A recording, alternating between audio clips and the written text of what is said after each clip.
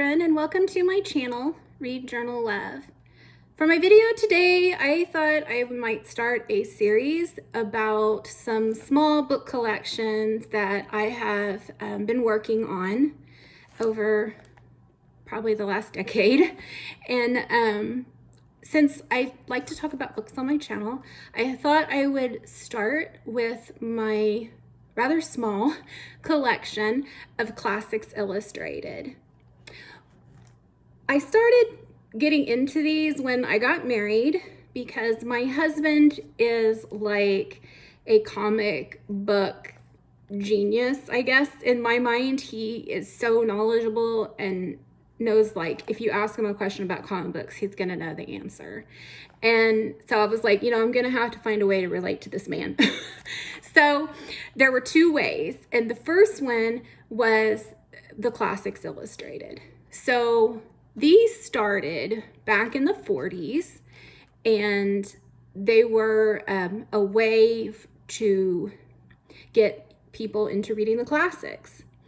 And through the years, they have went through numerous like reprintings and updatings, and so it's kind of hard to tell what you have, but I've done my best. And of course I have my, comic book guru guy to help decide.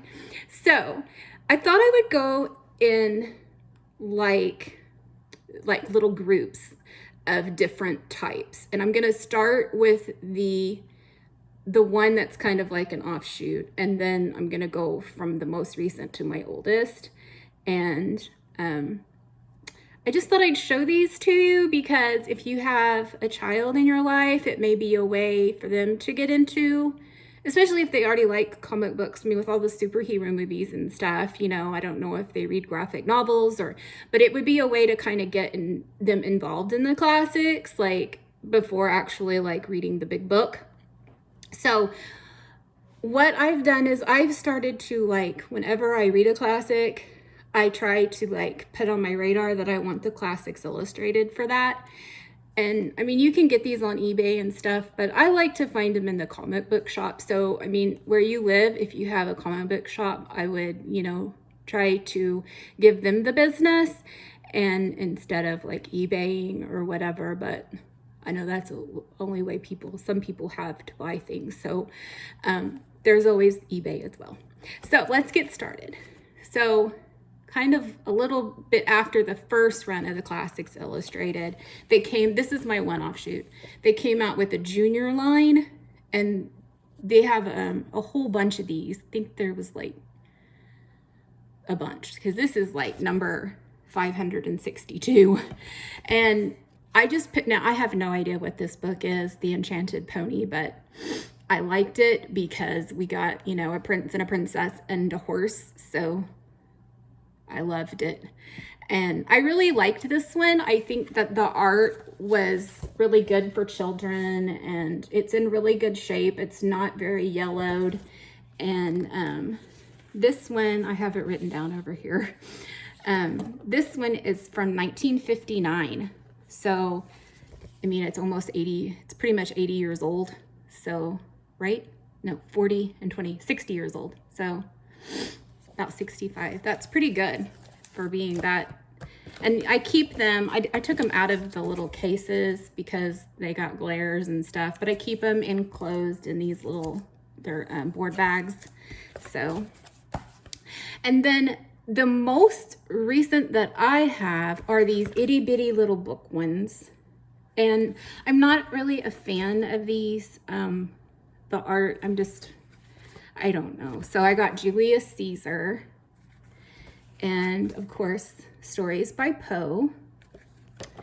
I have Jane Eyre in this version, and the art in this is just really, I don't know.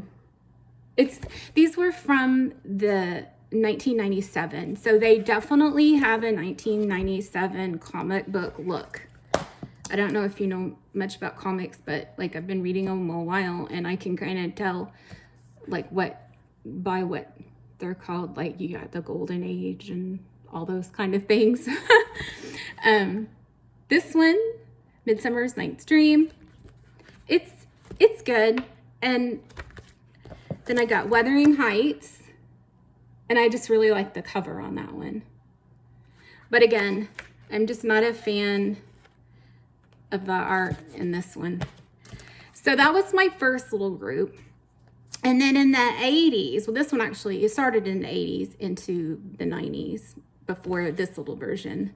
They came out with these bigger ones. It definitely has an 80s look, in my opinion.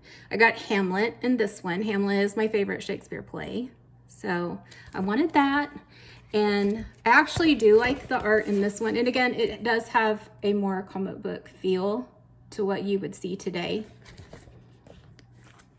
And then I have a bunch of just the like not originals, but the first look of the Classics Illustrated. So the most run down one looking one I have, I mean, I only paid, I think it was $3. I think I paid half price, so $1.50.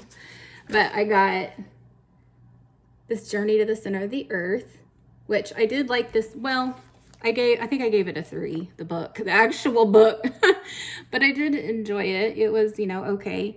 And the art one is pretty good. You can kind of see here.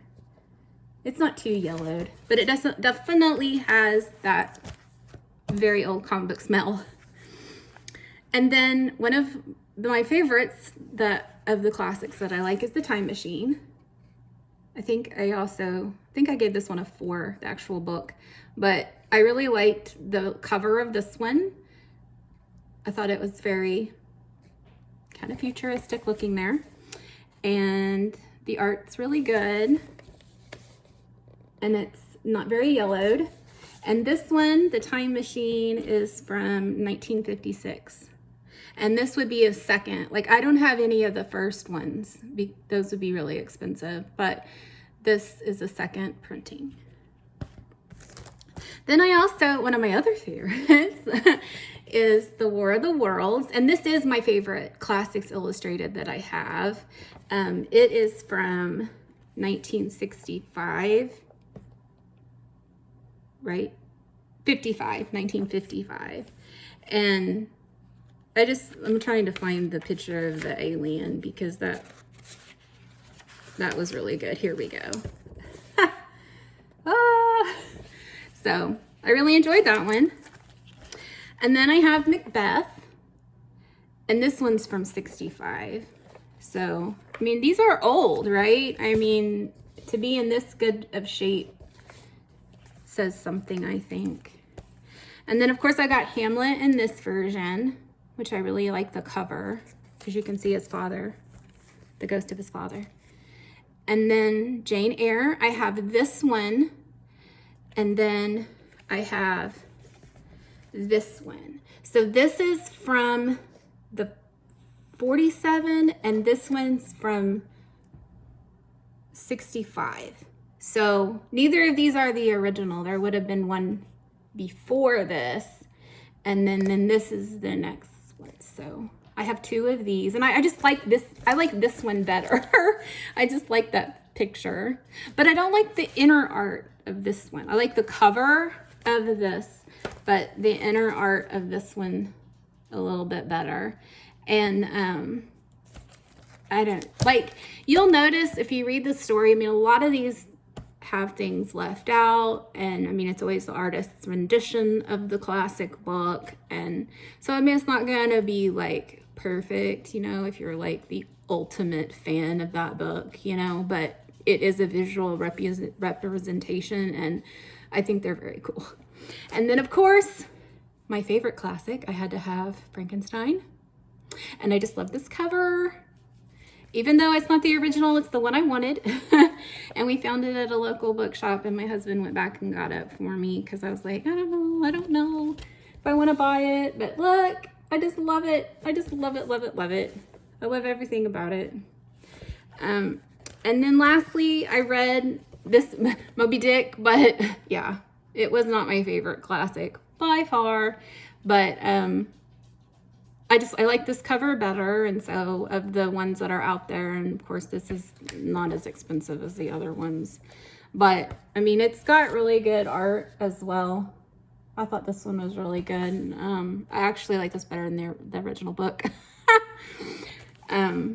But that's what I have, you know. I mean, I have read a lot of classics that I don't have these of. Like, I would love to have a Classics Illustrated, like, of Dracula and a bunch of other, like, Jane Austens and stuff, if they're out there.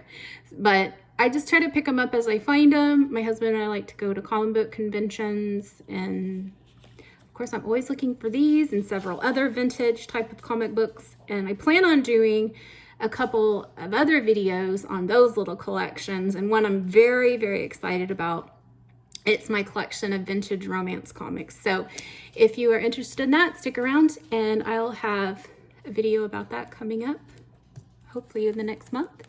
And thank you so much for watching my video about one of my little collections, something I enjoy, something that I feel brings me close with my husband who loves comic books. So thank you so much for watching, and I'll talk to you later. Bye.